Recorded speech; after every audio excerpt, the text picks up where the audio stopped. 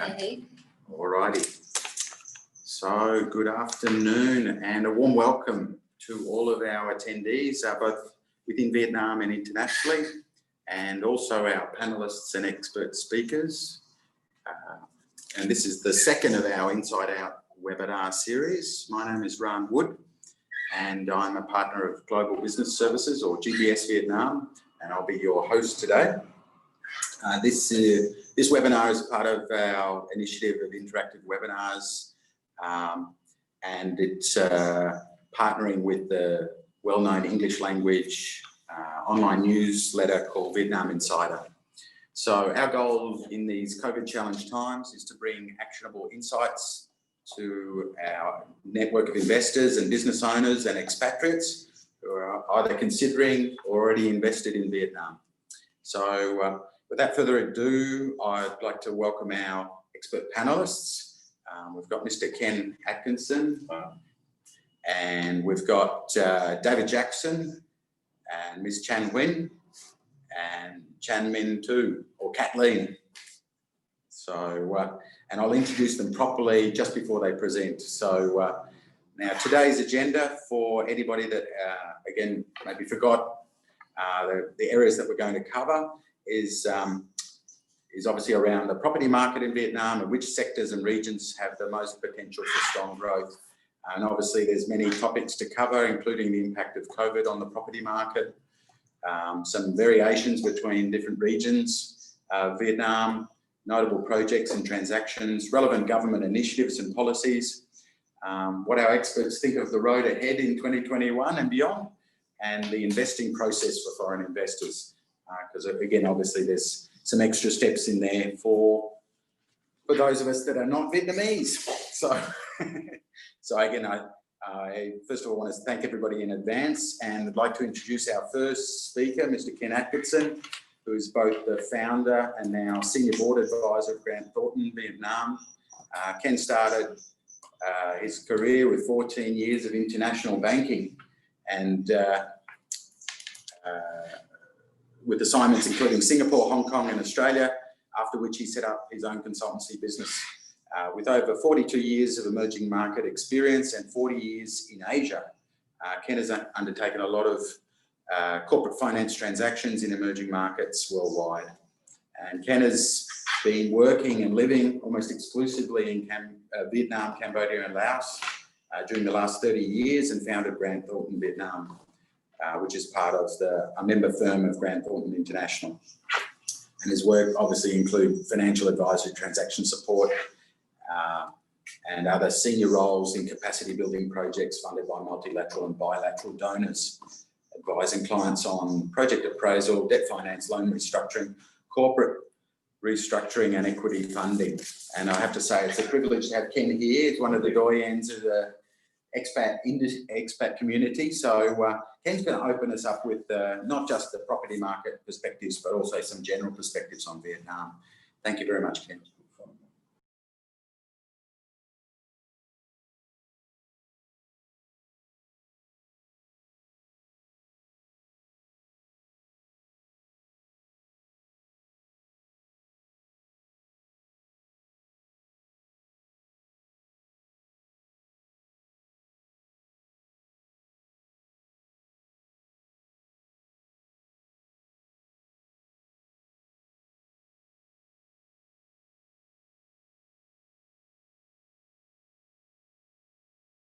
Here, okay.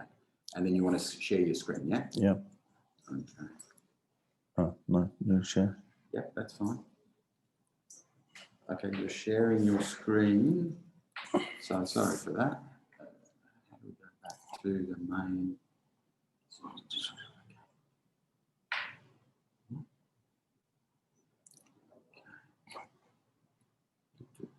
Self-view. Sorry. You've got me now. Just a new share, I think.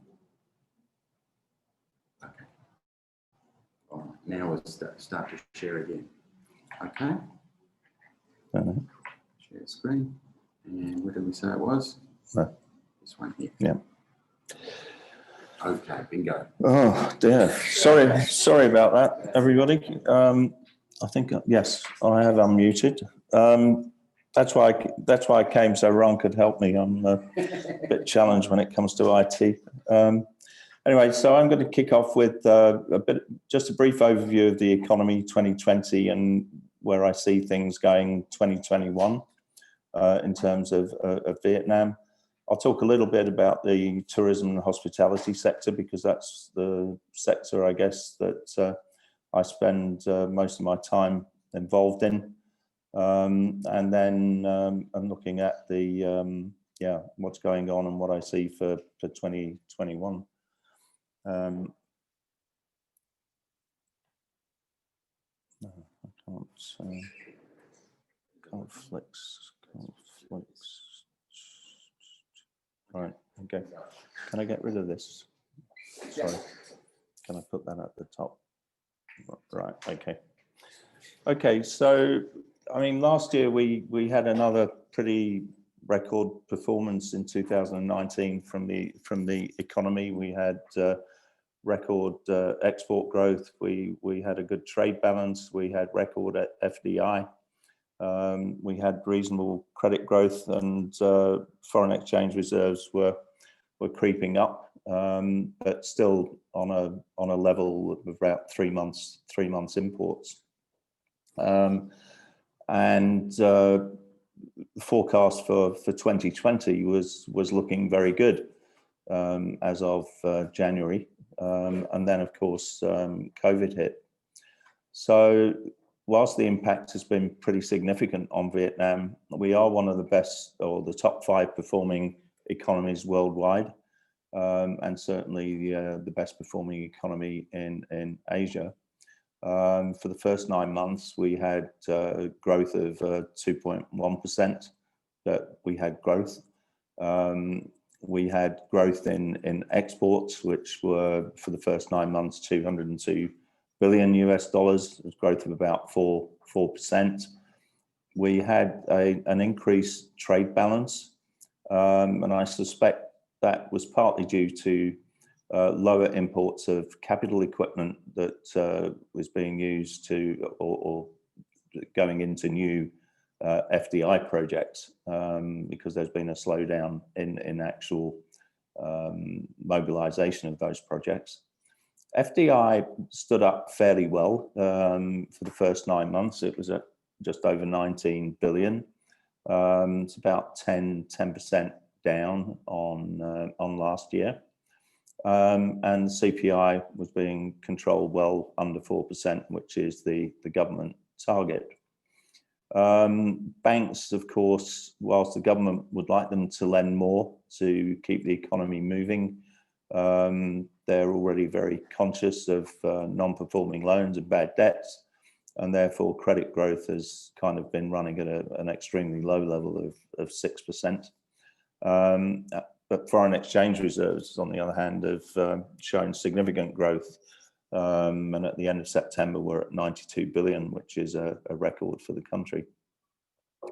So for the full year 2020, government is projecting 2.6 to 2.8% GDP growth, which would be a good performance. Exports are looking as though they're going to be 5 to 10% higher than last year, so 275. Trade balance 10 to 15 billion. FDI. Sorry, that figure should be 36 to 38, not 16 to 18. And again, CPI under 4%. Credit growth will creep up a little bit, hopefully, in the last quarter. And foreign exchange reserves projected to reach 100 billion, which they've never done before. Sorry, Ron. It's not working on the.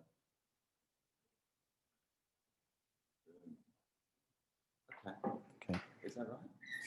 Yeah. So for globally, many countries have entered recession, so global growth is going to be at a minimal.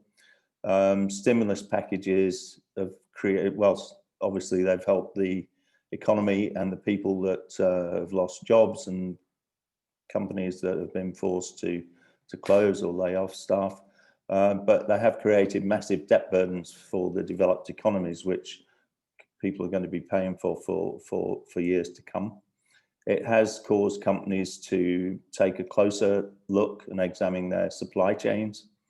And I think Vietnam will be a standout beneficiary of that in 2021 and beyond, partly because of the superb way that they've actually controlled and contained the spread of COVID-19 within the country.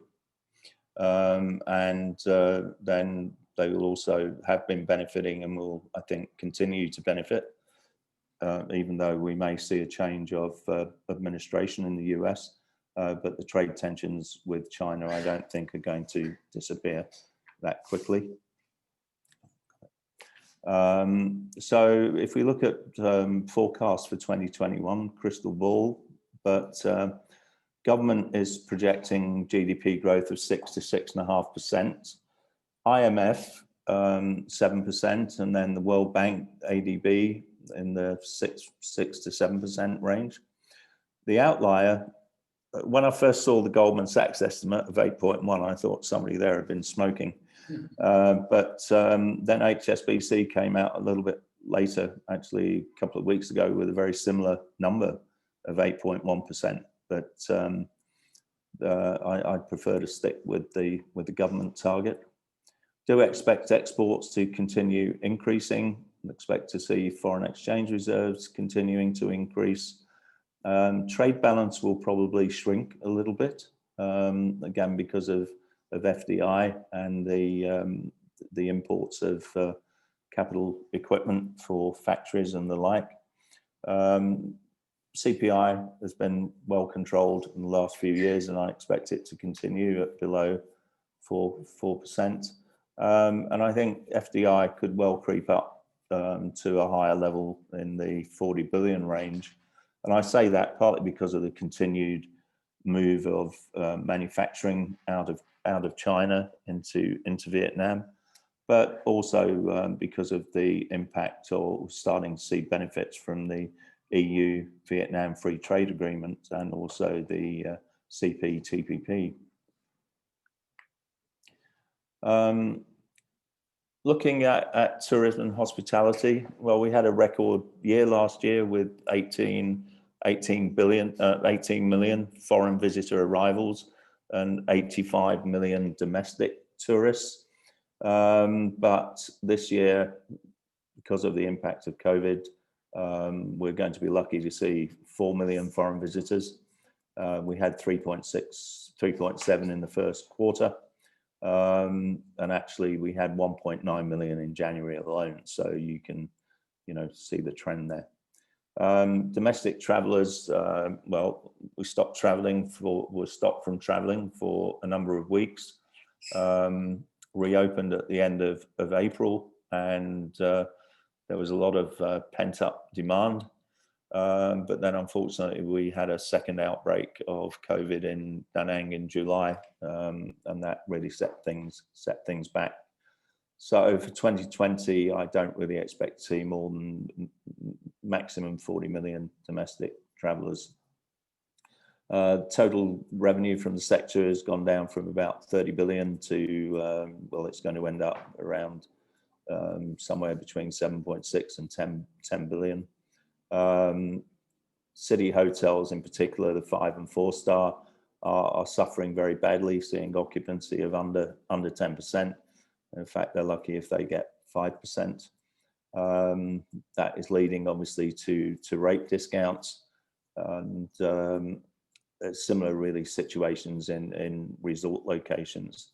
The ones that seem to be surviving better are the ones that are within driving distance of the main cities like Hanoi and Ho Chi Minh City. Ho Cham, for example, where there is a great golf course and casino hotel, they're getting up to 90% plus occupancy on a Saturday and 70% on a Friday and 60% on a Sunday. So they're doing quite well at weekends, but they're very low occupancy during the week.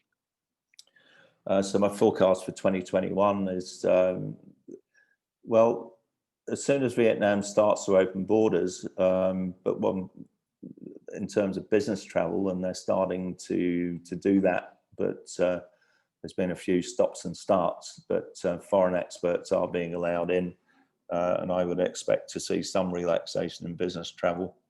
But I think overall, my prediction is that business travel will suffer a major decline. I think companies have realised, or will realise, when they start to look at their annual figures and doing their budgets, that all this travel that didn't take place this year goes straight to the bottom line. And if you've got a lot of people in your company travelling, it's a great opportunity to reduce costs. So people have seen that you can manage with Zoom. You don't have to go to meetings. I mean, some meetings, of course, you really do need to go to, but a lot of our travel, mine included, was because, yeah, always get that adrenaline rush when somebody talks about going on a trip and going for meetings and getting on a plane. So I think we're in danger of, business travel probably declining, maybe even as much as 40 to 50%. And I don't think it's going to be coming back to pre-COVID levels till 2024, 25. I think tourism is different. I think it will bounce back quicker. There's a lot of pent-up demand. There've been a lot of surveys done of tourists in China.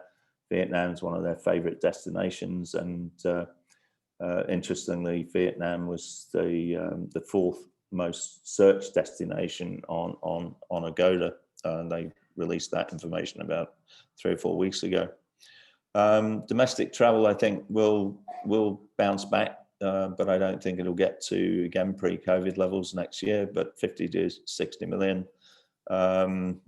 And, well, I had a pessimistic forecast of 6 to 8 million for foreign visitor arrivals, but the Prime Minister released a statement on 3rd of November, basically saying that, well, it was like more of an apology, but we're not going to open the borders because the safety of our people is more important than the economic impact of allowing foreign tourists. So I don't think we're going to see foreign tourists before at least the second quarter next year, and that my pessimistic forecast might even turn out to be a little bit optimistic. So yeah, David and Tran will be able to talk more coherently than me on the actual real estate side, but there are many properties that are closed and probably many that won't reopen. There are properties galore for sale at the smaller end or mini hotel end. We're seeing some 5-star hotels on the market now, and expect to, I think, come the turn of the year, we'll start to see more 3 and 4-star hotel properties on the market.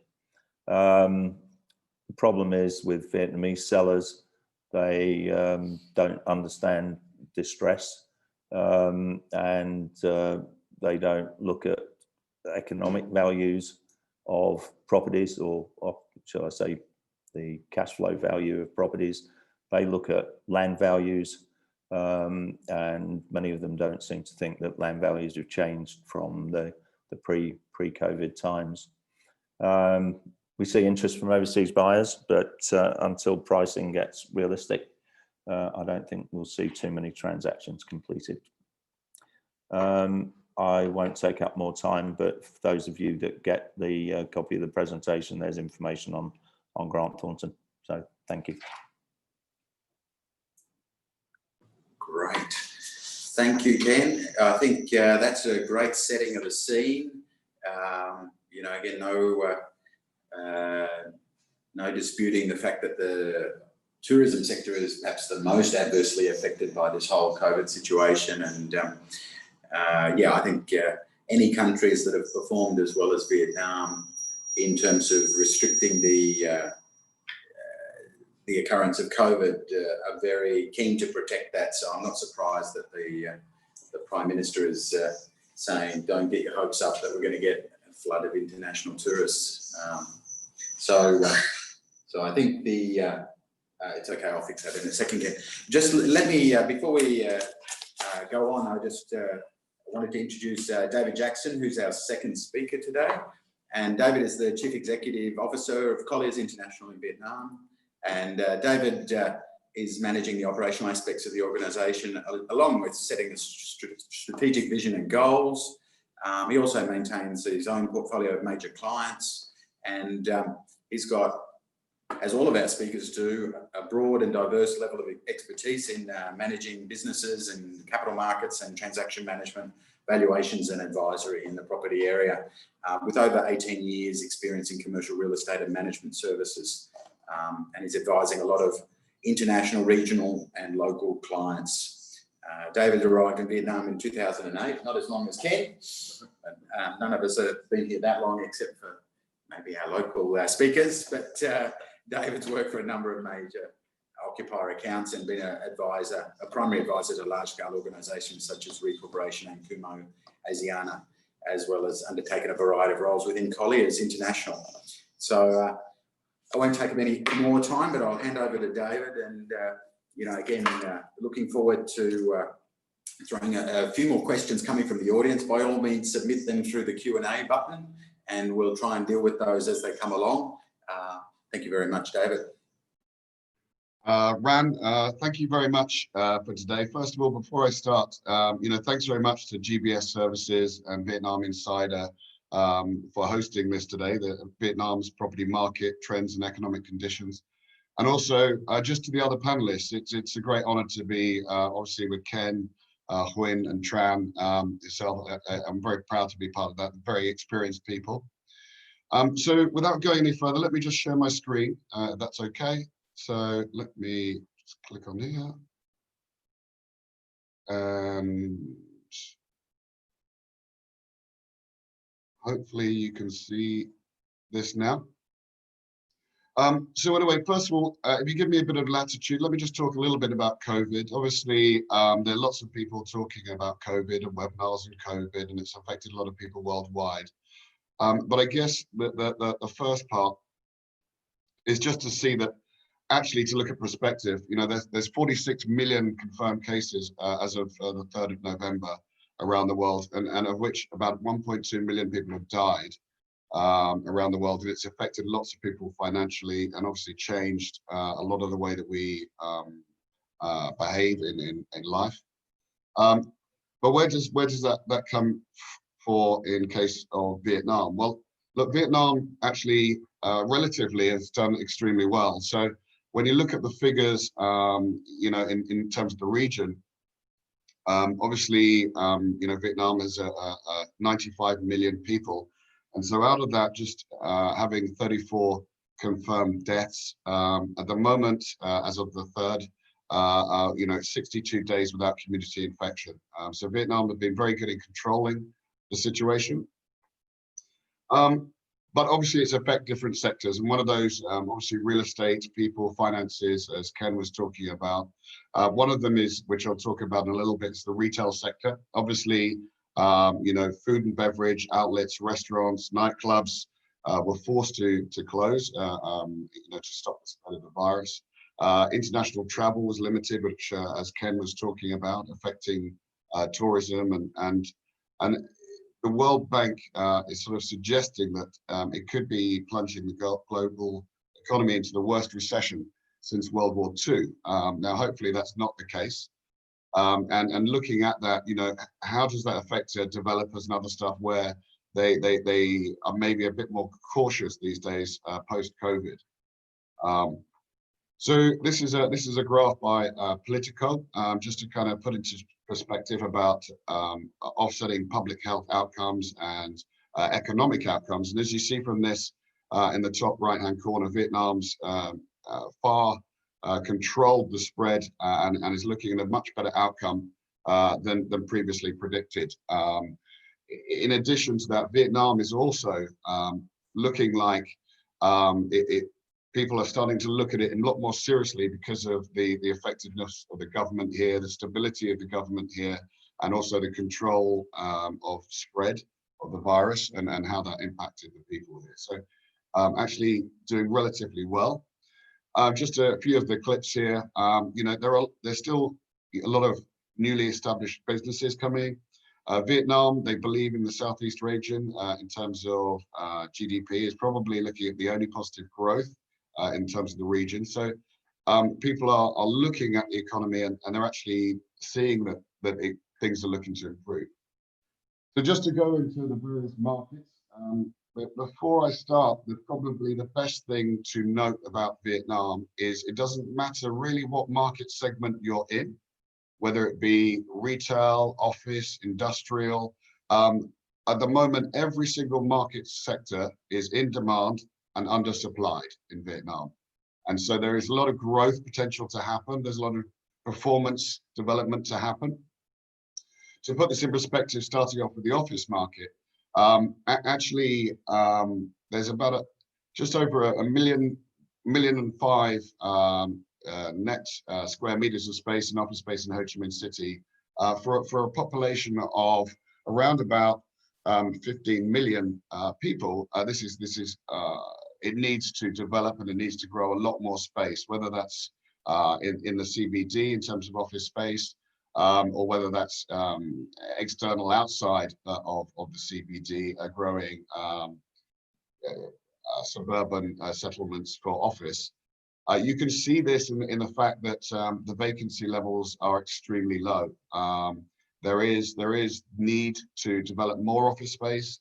There is need to develop different types of office space with co-working space and sharing. And the same goes up in Hanoi. Again, in Hanoi, vacancies are extremely low. And so what does this mean? Well, during this year, during COVID, because there has been some change in movement, there has been a movement from people because people are working from home.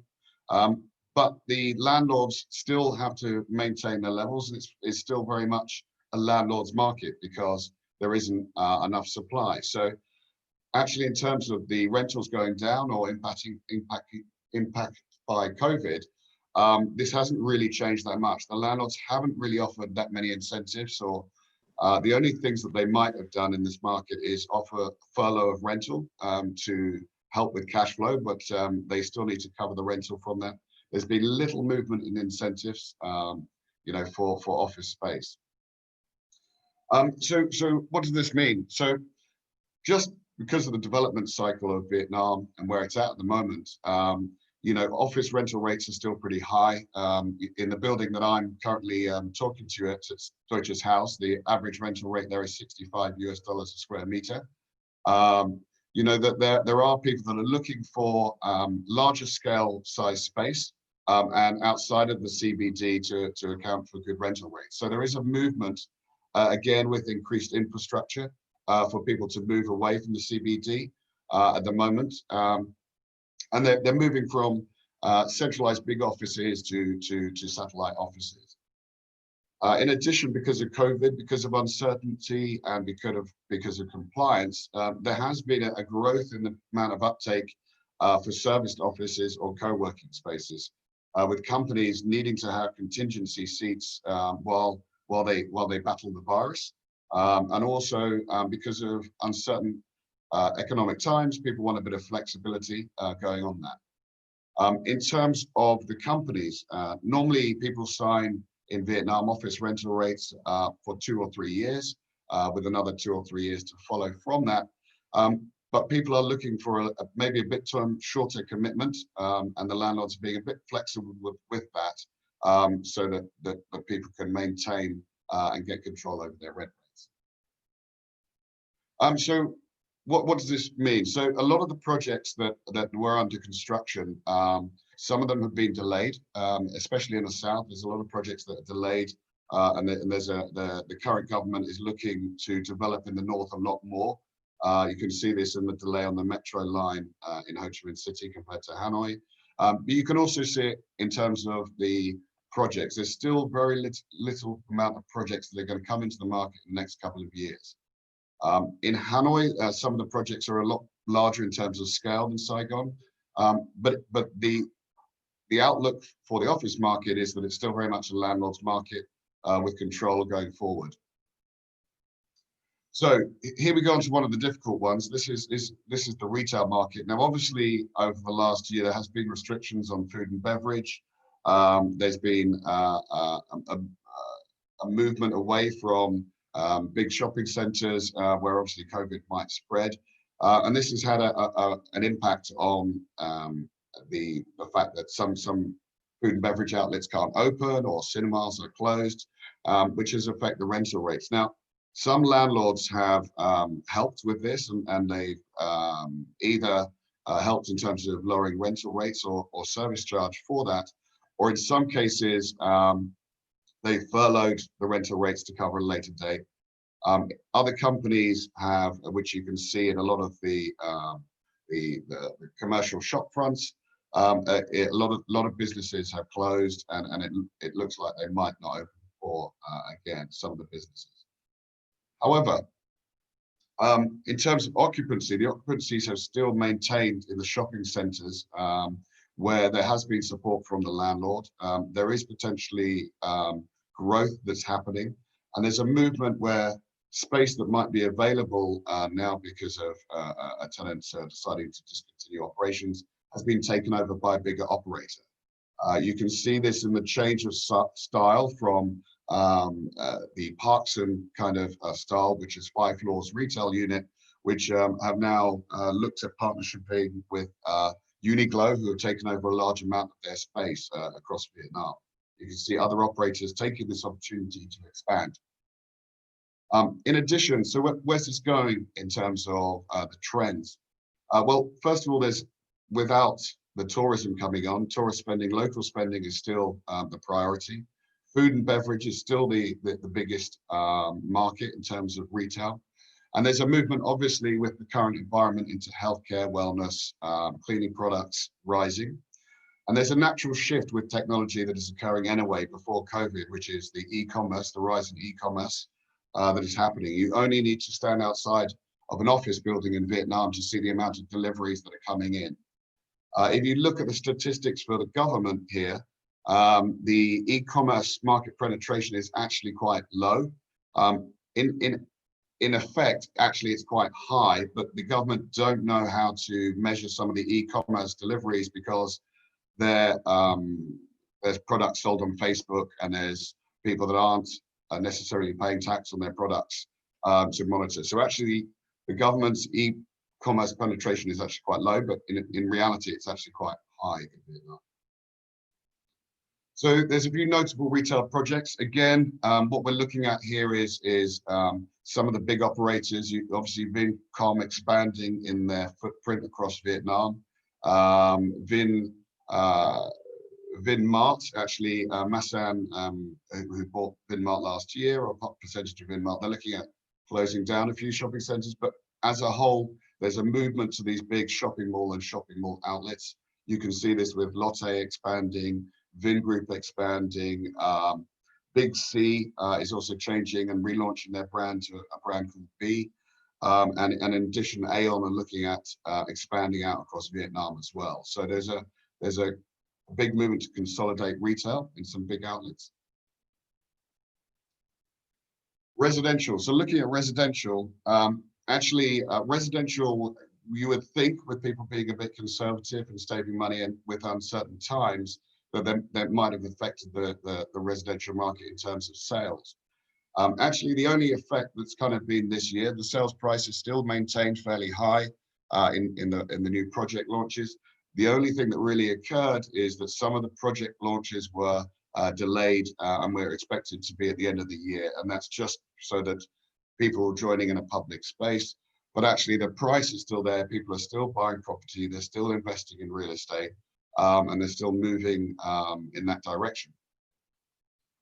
Now, the trends of them, obviously, the unfortunate side is with a lack of tourism, a lack of people coming in. Obviously, the people that are buying residential properties to get a rental yield from them, or they're looking at an investment with Airbnb. Obviously, with the limited tourism coming on, that's going to affect the rental rates. The rental rates have decreased.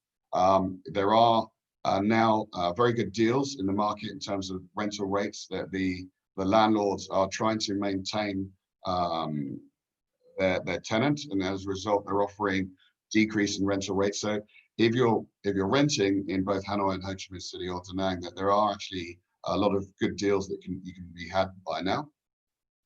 And hopefully when international travels resume and the corridors open up, I think the rental rates will improve going upwards. So local sales still holding steady, with some distressed deals in the market, but actually still very limited. As Ken mentioned, there's a value on people, or they're holding firm on their prices of their properties at the moment.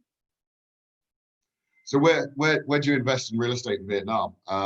So the first one is obviously, if you can afford it, close to the central business district. That's where the highest land rates, the highest cost of land are. And there's projects that are now selling at a premium.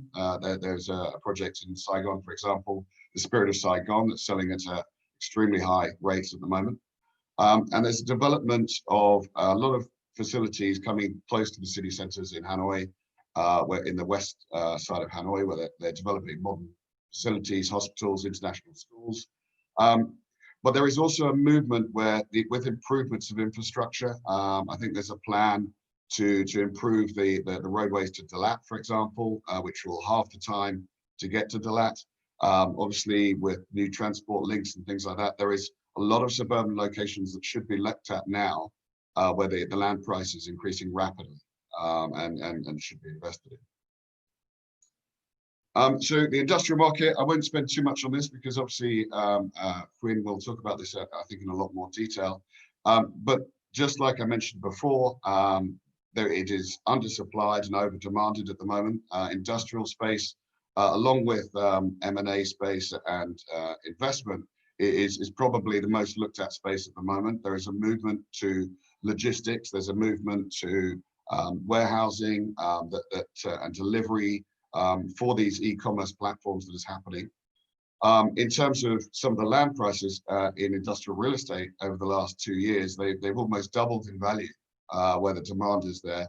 And because they've doubled in value in terms of the land price, there is a change in style in the industrial warehousing as well, where they are now gone to two-tier warehousing structures to take advantage of the cost of land and the different style of that. So one of the good things about the industrial market is obviously, and depending on the outcome of the US elections, is the US-China trade issues. There is also the European trade agreements, and also, as Ken said, the ratified other agreements with the TPP. And it looks like when you look at Vietnam and improvements of infrastructure and its location and stability, there is even companies like Japan at the moment I think the Japan government put 287 million in subsidies for Japanese companies to relocate out of China and Hong Kong and move to alternative countries, one of which being Vietnam, the other one being Indonesia. Prices holding steady with COVID. Again, just like the office space, there is limited locations that people can have. The prices are going up for the key movements of industrial. And the government is also stepping in to help relocate, that they've rezoned a lot of the industrial spaces to make sure that high-tech centers and logistics centers and the more polluting industries and textile industries are moved away from the city center. Warehouse demand is increasing as people need stocks for their deliveries and the e-commerce platform. And in some cases, some of the regional areas have decided to maybe stay away from logistics centers and things like that because of technology. They realize that they need other industries that can hire people and get more people on the ground here rather than logistics, which are factories made up with machines. So just slightly moving on. So where are we at as a whole? Obviously Ken spoke about the hospitality and the issues with that. Obviously there's issues with retail, as I mentioned, but quite frankly, COVID is kind of it's under control. Travel bubbles will be happening, and as Ken said, maybe by Q2 next year, there'll be a bit of movement on that. The government has given financial packages, and they have offered assistance to employees in terms of furloughing and paying taxes. So Vietnam is in a fairly good space in terms of that it's ready for a rebound. There again, there's the trade agreements as well that are going to offer benefits and improvements for Vietnam and open up for other companies and countries coming in. And infrastructure is improving. There are more infrastructure happening. Obviously, with change in infrastructure, this is one of the biggest limiters to growth in terms of development. You have more deep water ports underway. You have more airports that are under construction in terms of what's going on, better transport lines. All of this will help in terms of development. Ken talked a little bit about this, but just to kind of finish up and leaving a point, Vietnam is ready. In the time that I've been here, there's been a few ups and downs in terms of Vietnam and development and growth. But comparatively in the region, I think Vietnam's in a very strong position.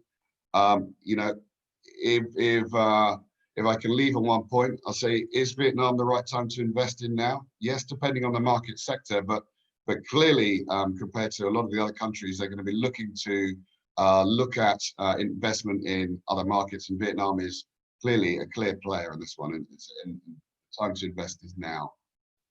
So there we go. Fast recovering from COVID. It's a leading growth in ASEAN. FDI will increase positively. It's a place where 65% of the population are under 30. They have more disposable income. Now's the time to invest and grow. In comparison, a lot of people say that Vietnam's maybe 10, 15 years behind China in terms of its development and growth. In the last 10 or 15 years in China, there's a lot of people that made a lot of money. And so, if you're going to invest, I would invest in Vietnam at the moment.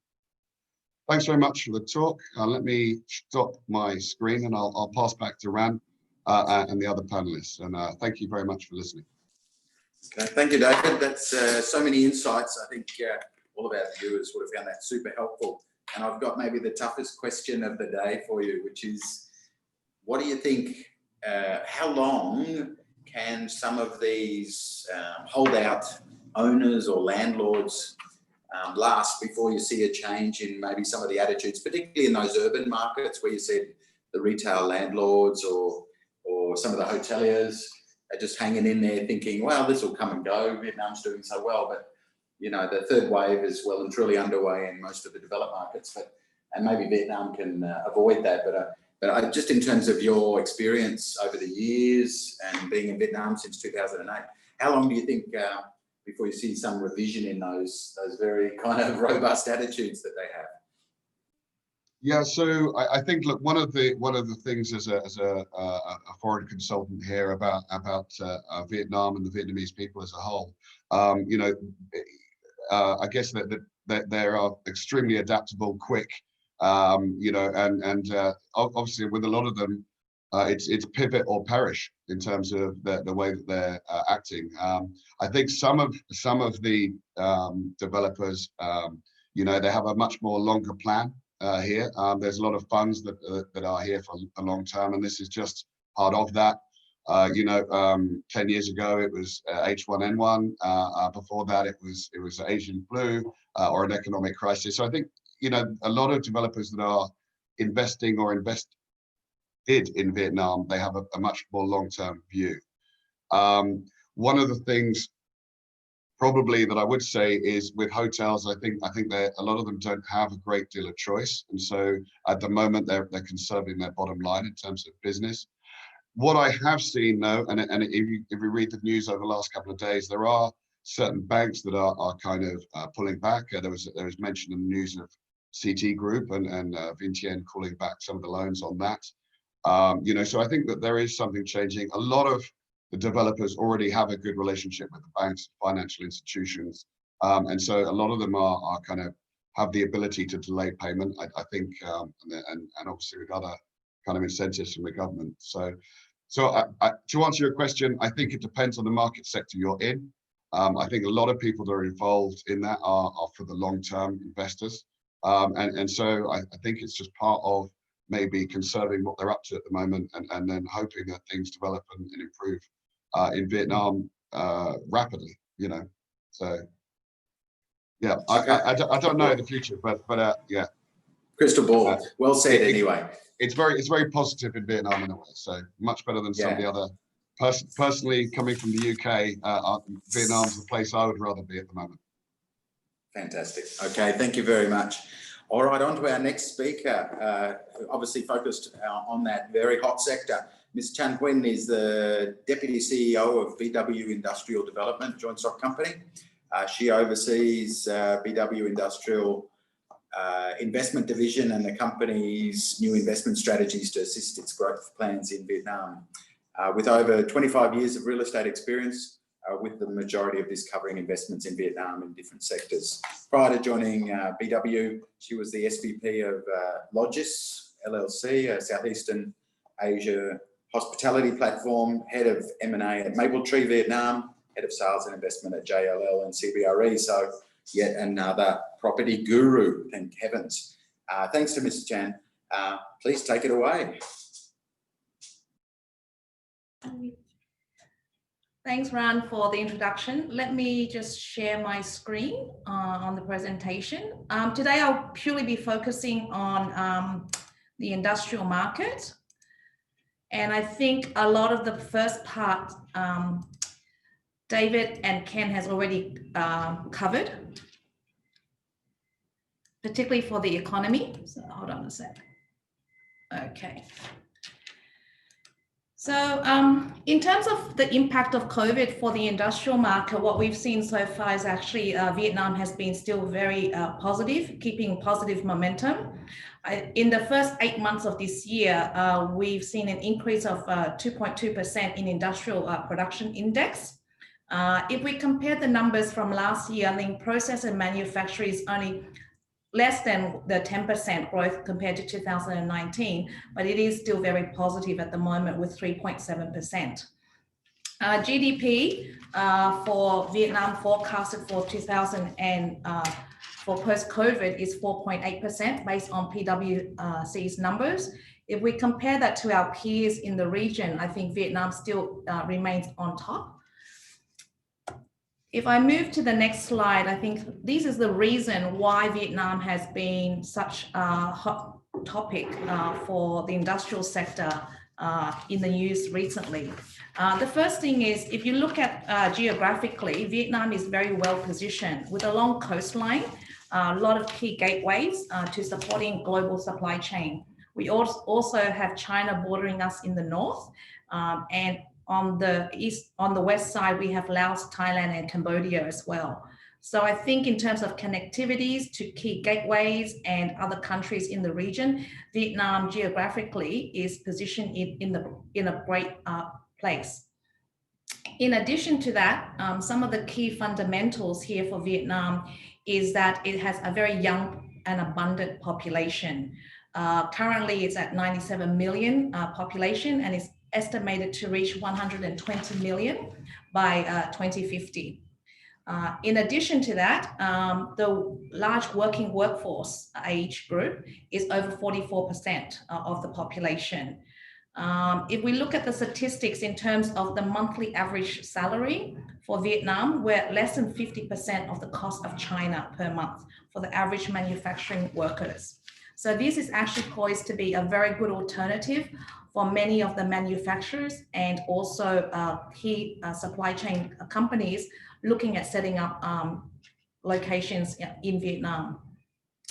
In addition to that, I think David had touched on it briefly, is to do with Vietnam's pro-business policy. You can see that the government has actually signed 13 FTAs already. And of that, 12 of them are already effective, with the most recent being the European Free Trade Agreement that was signed in 2019.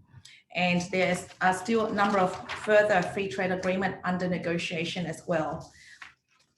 So this actually has really put Vietnam into a very key highlight spot. And you can see one of the wordings that I've taken out here from Home Depot from the US is that, we're seeing a lot of suppliers moving out of China. And I would see that a lot of the manufacturings are not just completely closing down and moving out of China, but they're also setting up a footprint in Vietnam to de-risk their supply chain connectivity as well. So with one of the largest one that we've seen this year from the US, who actually supplies 80% of the product to Home Depot, is TTI. So TTI is a US company that's based in China. They're relocating the whole production over to Vietnam and will be relocated into Ho Chi Minh City. With that, we'll bring a whole group of their vendors and supply chain suppliers to Vietnam. We're aware of this because they're also leasing from some of our locations at the moment, while they're waiting for their main production factory to be built and constructed. So, you know, in terms of the advantages that Vietnam has is that we're seeing that, you know, it's no longer just, you know, comparing Vietnam as a emerging market, but I think we're up there in terms of our competition, in terms of our preferred destination for many of the manufacturers. If you look at my next slide here, I think what I wanted to show you is that how we look at the industrial development in Vietnam is that there are certain concentration of different sectors throughout the country. We see a lot more of the electronics, the automobile, the high-tech manufacturing located in the north. We have a lot of the suppliers for Apple products all located in the Bac Ninh area, and also Hanoi and Hai Phong area, and also Samsung being located up in the north as well. The north typically tends to have slightly better infrastructure. David touched on the various highways and expressways that are being built. We can see that in comparison, the north area has much better infrastructure compared to the south. Well, the south, most of what we're seeing in terms of manufacturers and supply chains coming through are more focused on the textile, garment, apparel, and fabrications, plastic and rubber production. So I think with the south, there are certain provinces that also dominate in terms of attracting these manufacturers and companies and FDI. I will go into that a little bit later in terms of the sectors between the north and the south and how we look at different provinces based on connectivity and infrastructure development. In terms of what has Vietnam done to create more favorable measures for companies during the COVID period in 2020 is actually the government actually has helped to create certain tax payments for companies with regards to VAT submissions or certain exemptions also on penalties. They've also reduced corporate tax cut as well by 30% for those companies that actually have a revenue that doesn't exceed 8.8 million. And also what they've also done is actually created incentives for employers in terms of allowing them, if they meet certain criteria, to get financing from the bank at 0 interest, and also late contribution of 50% in terms of the social security payments that they have to pay for their employees as well, to sort of help unburden the load for the companies during the COVID period. In terms of the industrial market itself, what we've seen in terms of pricing, this is an overall blended average of a number of provinces. You'll see that in certain areas, the rent can be quite extreme, a wide range. So overall, if we compare it by country, Vietnam still on a land rental base per square meter per term is still relatively much lower compared to their peers in the region in Southeast Asia. On average, we're looking at about $92 nationwide per square meter. While if we actually break it up into the north and the south regions, we're seeing that the north has much higher occupancy and there's much bigger demand. And this is mainly due to the limited supply that's actually been released in terms of industrial parkland that's available. And we're seeing prices in the north ranging from $65 to $260, depending on the location and the province. For the south, we do have much a slightly lower occupancy, but this is mainly due to the fact that it includes regions like the Long An area, which is a new area where we're seeing additional industrial park. But if you're looking at Ho Chi Minh City itself, occupancy is nearly like full, close to the 95%. So in the south, we're seeing prices range from $80 to $300 per square meter, and this is the asking price.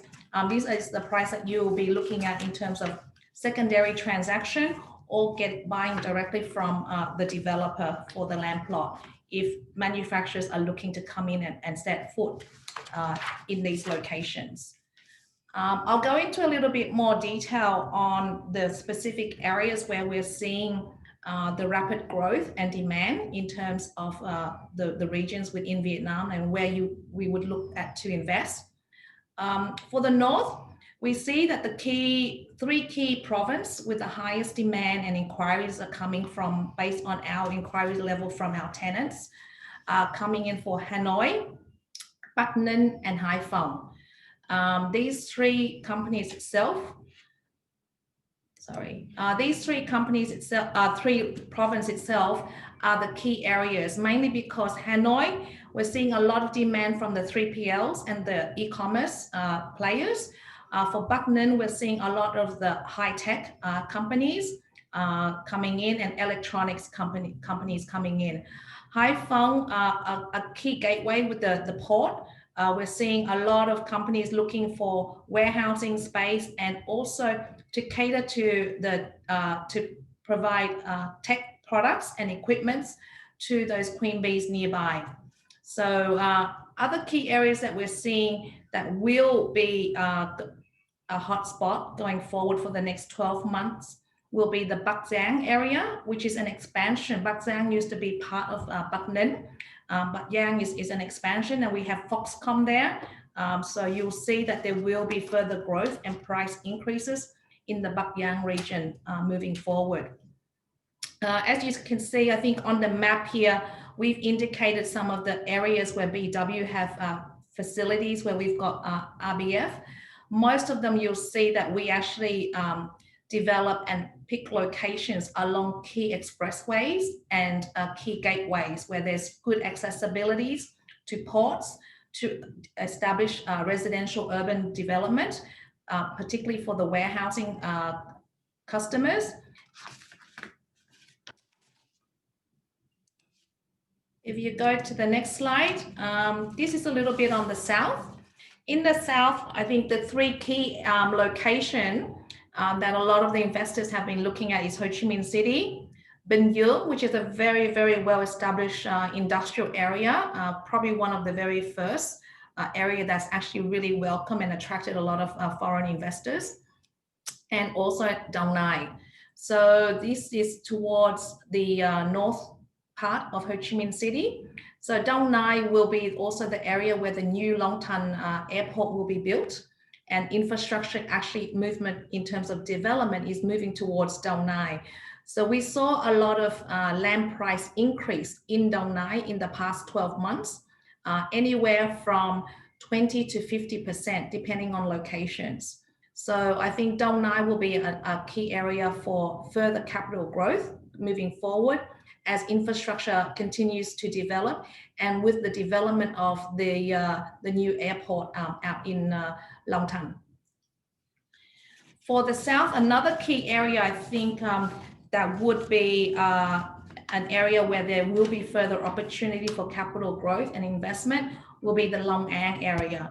The Long An province is the key province, which is the gateway to the Mekong Delta. So we're seeing a lot of the agri-product, food manufacturing, cold storage, looking at taking additional space in this area due to the supply of food and vegetables from the Mekong through to the city locations. And as we see continued development on the infrastructure system from especially the Long Tan Expressway, which will actually connect Long An over to Dong Nai area as well once that gets completed. So you'll see that there will be future growth. Another area which many people talk about is Gai Mak, which is a seaport in Vũng Tàu.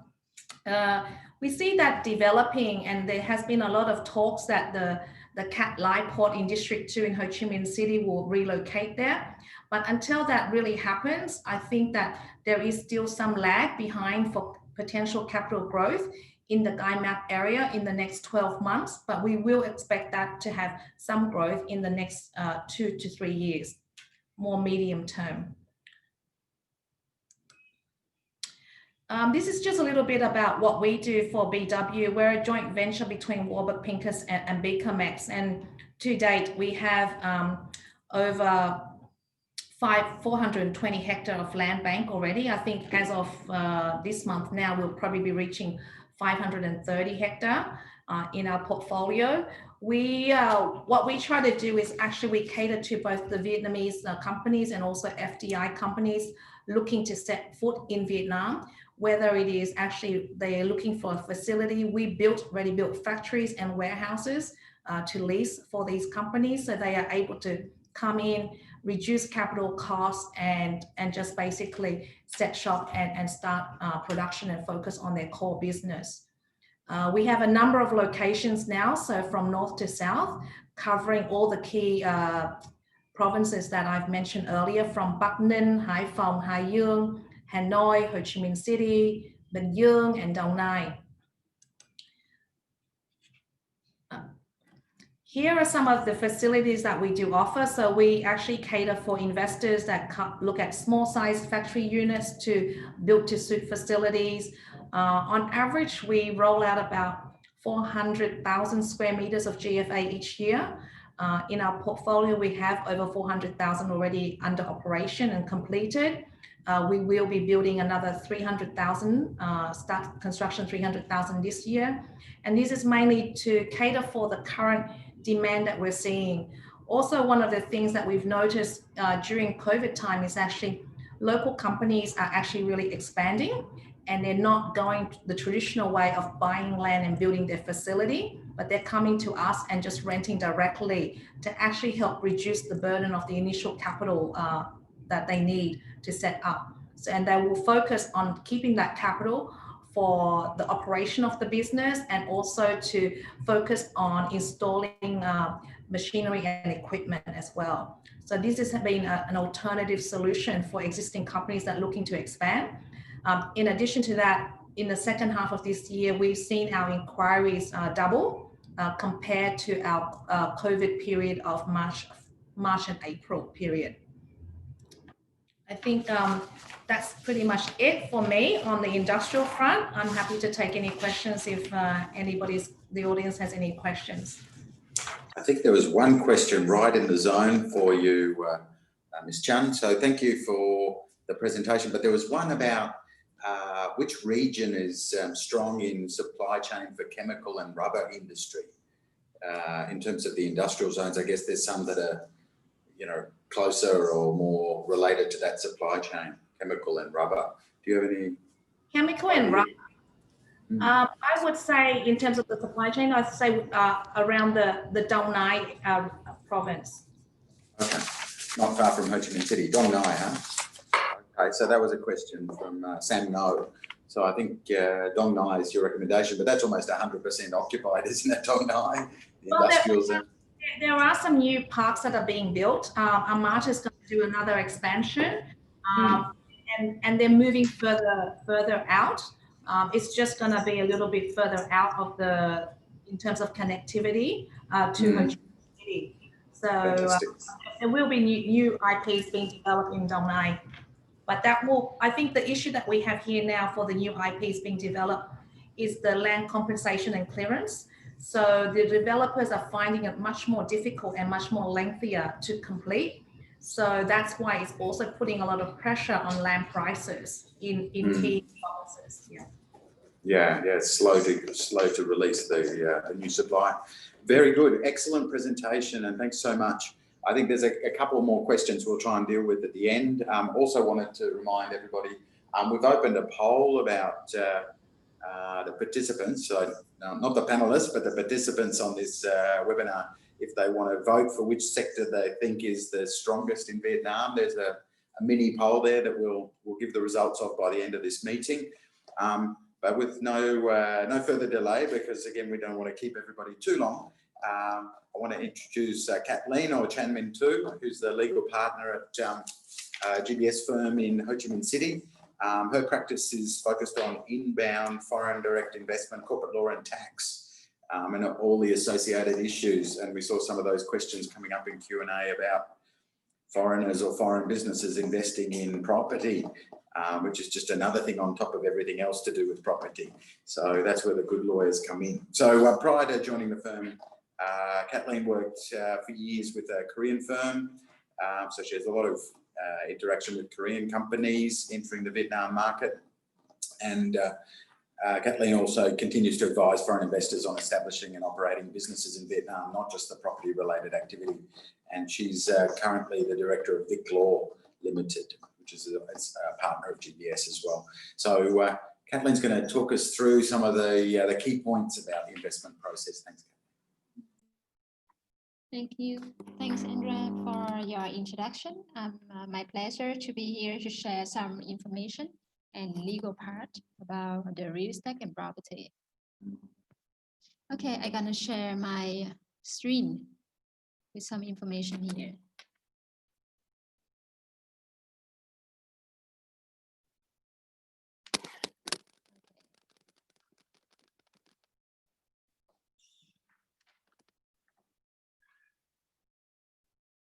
Okay, so I will not repeat all the things that people talk about already. That's just some brief information that I have from the State Bank and other authorities about that. So for statistics of State Bank, we have FDI capital, and that's what I'm will focus on, is a FDI capital invest in real estate business that continue to rank as the third with a total registered capital nearly $3.2 billion. And by the end of June 2020, the scale of real estate capital reached $1.6 billion, accounting for about 19% of the total outstanding loan of economy, excluding construction loan. And in there, housing debt is about 63%, as the rest is the credit for real estate business. And by the end of August 2020, the equity of listed real estate is mean the real estate enterprise, which is listed on the real estate market, reached 397,000 billion Vietnam dong. It is reduced 2% due to the early 2020. And there is some reports I will briefly talk here is from VARS. This is Vietnam Real Estate Brokerage Association. This is in the first 9 months of 2020. There are 4,000 new projects of condotel and villa hotel were being published and sold in the market, while the transaction volume was not much. So even most of the major areas in the condotel market have a low number of transactions, such as Đà Nẵng, Phú Quốc, Quảng Ninh, Bình Thuận. However, they still sold and publish new projects there. And another report from CBRE that the average selling price of the whole market in 2020 is expected to increase by 5% over the same period last year. So in summary, we see here just a general statistic from State Bank and report from VARS and CBRE. We can see even the most faster real estate be effect is a travel faster, it's condotel, villa hotel. But for another real estate activity like house or apartment, it still work well. It's not, it's reduced a little bit, but it's not much. And next is a general initial approach about the law. That is my job to tell you what is a legal provision of Vietnam right now for foreign investor in the real estate. So here I would like to separate into two subjects, two parts of the entity, would say One is not real estate company, including personal, individual, and organization. And another is a real estate company. Then in order for you to understand if you are a normal people, not invest in a real estate business, a company, but you can hold which house or apartment, which kind of real estate you can hold. The first one is who can hold house in Vietnam. And then here, I must emphasize at the beginning is a foreign individual and organization can hold apartment. All foreign individual and also organization can hold apartment, but it have a limit. It's not more than 30% of the whole building. And you also can hold a house in particular area, also have a limit. It's not more than 250 houses in a world level administrative unit. So in Vietnam, we have a world level, district level, and a city level. And here, if we calculate in the world level administrative unit, that you cannot hold more than 250 houses. That is in general for someone who not in real estate business, but you want to buy the house or real estate in Vietnam. Two more notes for this area is you need to note if you are individual organization, when you hold, what can you do with the assets? That is a foreign individual. When you buy an asset, you can sell and sublease the asset. This is your right. But for foreign organization without real estate activity, you only allowed to use assets for employees working at that organization or office, but not for other purposes.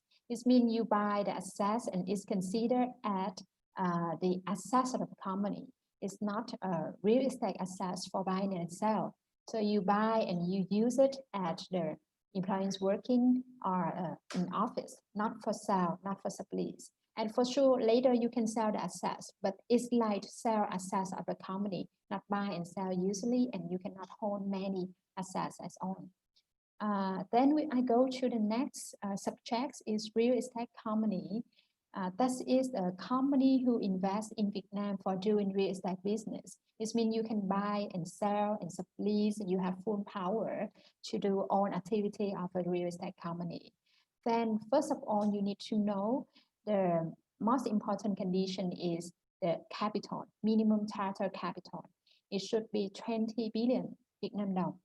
That is a capital you will register and invest into the bank account of the company, but it's not mean you have to hold that money throughout the time you do business. You can use that money to buy assets, to pay for salary, office, whatever, but make sure all the time the minimum target capital you will need to keep at 20 billion Vietnam dong. The second thing you need to note for the house in construction is mean that the house or apartment will finish in future. It's not right now. So before, as you are developer, before you sell or lease that house in construction, you must be warranted by the qualified commercial bank.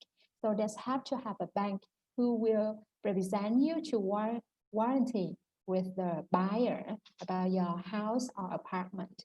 That is some brief information for initial approach. I just let you know about the law of Vietnam. So in case you have any question about that, then maybe I will talk more about tax or something else. Thank you for listening. Okay, fantastic. Thank you, Kathleen. We just covered a lot of territory there, but I think on the legal side, that's really all the main points. I think whether it's as an individual investor or as a corporate investor, we just, whilst all of the speeches were going on, we were conducting a mini poll about what our participants, so we have over 70 people live on the webinar today, and what they're thinking about the hot parts of the hottest part of the market. And it's very consistent with what the property market is demonstrating, is that the actual industrial sector is really the hot one in Vietnam, and I guess that's a global trend with so much business moving to Vietnam. Interestingly, commercial, even though there's a serious shortage of A-grade commercial in Ho Chi Minh City, it's not as popular. because everybody's out watching that space as well, and residential still has some support. Everybody loves a nice apartment or a piece of land. So thanks to all the viewers for their participation there. And again, I'll just ask our panelists just for a few more minutes, because there's a couple of questions we haven't been able to answer in writing, and I think if we can answer those verbally, probably save everybody a bit of time. Particularly, there's one about how what's the impact of some of this infrastructure, the metro lines. So very happy if one of our panelists has a point of view on. There's a question from Anthony about how the metro lines that are opening, I guess, in Hanoi and Ho Chi Minh City are likely to impact on some of the residential property. And this is obviously not a prediction; it's a crystal ball feeling, I guess. So, so maybe one of our experts could express a point of view. Yeah, hello, Ran. So just in terms of your question, I guess there's a few obvious economic things. If the infrastructure improves and transport improves and opens up an area, then there's the potential for an uplift in land prices, or an uplift in terms of or need for people to buy houses there. You can see in the, it might not look like it, but in Vietnam there is lots of maps and planning and 2020 plans and 2550 plans and things like that in terms of urban planning and urban development.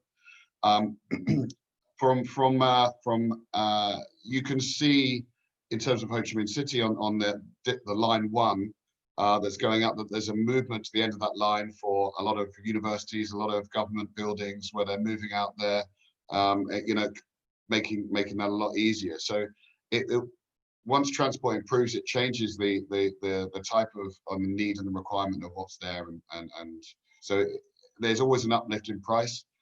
We get a lot of foreign investors before this year that were looking at developments that are along the construction corridors, along MTR lines, because they realize that once that's connected, then the price of those apartments and rental rates are going to increase as well, as they have done in other countries as well. So long story short, I think once you open up an area, it changes the usability of that area, and there's a percentage for an uplift in price and rental rates for investors. Great, thanks, David. I think that's as bad a specific an answer as anybody can give at this point. Now, next we'll have to work out when these things are opening, and that's another crystal ball question. But yeah, definitely some of us are already invested, maybe a couple of years ago, next to the railway line. Moving on to another question, one from Ms. Chun is what products or industries are moving into the ready-built factories? Is it electronics or furniture? Maybe we can answer that one live. Okay. We are seeing a number of different sectors. One of the most interesting one that we've seen, and by a local company, is actually medical equipment. So masks, the medical gloves, the production of that. That actually is tech and electronics is mainly just parts that supply to the big queen bees, like the Samsungs or the Intels. And then also what we're seeing is furniture, not so much. Most of the furniture production already have the bigger facilities. We see more molding where they're doing casts and providing mold for parts. Okay, thanks, Ms. Chan. Okay, a couple more, I think, before we wrap it up. Talking about industrial real estate, development of Bac Ninh as a major hub for factories outside of Hanoi. Is it a reasonable, suitable investment for residential and commercial real estate? Because, there's going to be an urban centre. If I grasp that question correctly, if there's sufficient industrial development, does that mean that the residential and commercial real estate will also come along in Bac Ninh? I would expect that this will happen. We're already seeing Vin Group already doing a big township out that way in Buckland as well, with high-rise apartments, and they've been selling quite well. We will see that residential prices in close to the industrial park area will develop. The infrastructure development in Buckland has also been very good in terms of connectivity. It's very accessible to Hanoi, so I would expect that in the next 24 months, you'll see significant capital growth in those two areas. Wow, fantastic. That's a good question too. So thanks for the question. I think the final question that we haven't answered yet, and then I'll pass my huge thanks to such an expert panel, is the current market price per square metre in Long An, Binh Duong and Dong Nai, because it's obviously moved a lot. Is there a feel for what's I guess it's industrial land we're talking about here, because there's a lot of residential and other types of land out there, but I'm assuming the question from Martin that it's comparing the different price per square metre for the industrial land in Long An, Binh Duong and Dong Nai, so surrounding Ho Chi Minh City. If it's industrial land, I would know, but I wouldn't know Yes, too much. yes, it is. Martin's clarified, it's industrial, yeah. Okay, so industrial, Binh Duong, if you're closer to the VSIP1 and Ho Chi Minh City area, you're looking at VSIPs already over $250 per square metre, and the Song Tan area. If you move further north of Binh Duong, you're looking at around anywhere from $120 to $80, depending on how far you've moved further away from the CBD of Binh Duong. Long An, prices are ranging from $80 further out of Long An to closer areas like Long Hau, which is close to Hiệp Phước area. We're looking at about close to $200 per square metre. All these prices will also have a certain variation depending on the land status, if it's upfront or annual payment. So I think investors need to be conscious of that as well when they're looking at the price. Dong Nai area, we're seeing ranges from $80 to $150. $150 will be closer to the Nguyen Chak area, which is closer to District 9 in Ho Chi Minh City. When you get further out of Dong Nai, you're looking at around the $80 to $90 mark. Couldn't get more specific than that. That's gold. Thank you, Ms. Chan. So I think the other questions we'll answer via the Q&A box. So I've asked too much of my experts today, and I've got to say it's been a very well attended event, and it's I think maybe the most impressive property panel that we could have assembled. So thank you so much to our speakers today. To Ken for opening it up, and apologies for all the technical headaches. We did our best. And to David, to Ms. Chan and to Kathleen for all of your insights. I think, again, it's perfectly fine for anybody on this webinar to either contact the speakers directly or to me via email with any follow-up thoughts. And again, subject to any confidentiality concerns, we'll try and share the presentations, so maybe the panelists might want to edit it or refine it before that's shared, but we've had a few of our participants ask for some of those presentations because, it's really right on the mark in terms of the current conditions. So once again, thanks to all of our experts and also to all of the participants. And, again, stay tuned for the next Inside Out webinar. Hopefully it can be as well presented as this one today. Thank you, everybody. Thank you. Thank you. Goodbye.